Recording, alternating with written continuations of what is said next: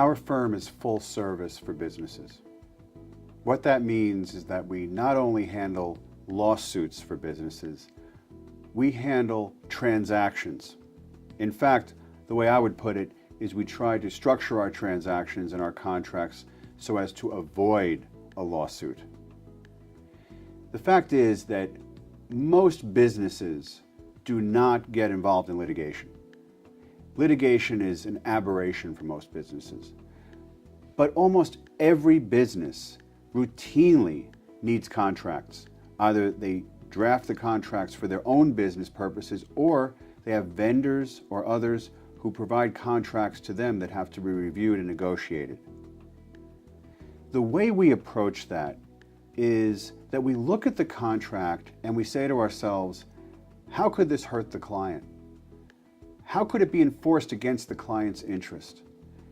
To be blunt, how could it result in a lawsuit against the client? And if we were in a lawsuit and we had to justify signing this contract later on, what would the judge say to our client about what our client's intent was, what our client believed it was being bound to? By the same token, when we draft contracts, what we try to do is we try to be thorough but clear. There's a balance. The contract can be so long and so convoluted that it's just impossible to understand. Or it can be one page, which might sound like it's a great thing, but at the same time, that one page may not have every protection in it that's necessary. There's a balance that has to be struck. And unfortunately, that balance is something that we have to put back on the client's shoulders. It's not our decision, it's the client's decision. We can draft contracts any way the client wants. We have clients that come to us and say, I don't want a 10-page contract. I want a one-page contract. And if you can't make it a one-page contract, I don't want it at all. We have others who tell us, put in what you have to put in to protect me. And however long it is, that's what it's going to be. A lot of people will approach a legal contract matter assuming that their deal can be accomplished on essentially a napkin or a one-page agreement or a quote-unquote form. While that might be true in some instances, by and large, that will be vastly insufficient for a real complex legal transaction. The way we approach our client representations for transactional work is a very thorough, detailed approach. I undertake a good amount of time to really speak to my client and understand their business and the nuance of the transaction to make sure that it's documented properly. A lot of transactional work, a lot of contractual work, things that don't involve litigation, relate to the dynamics between people.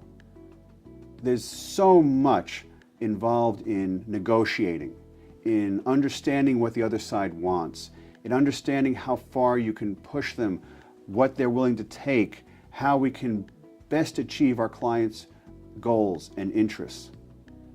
The truth is that to a great extent, when a transaction fails, there's usually some level of communication issue. There's some level of expectation issue which goes beyond the law and relates to just how people interact and the failings of how people interact, the limitations of how people interact. And we're cognizant of that.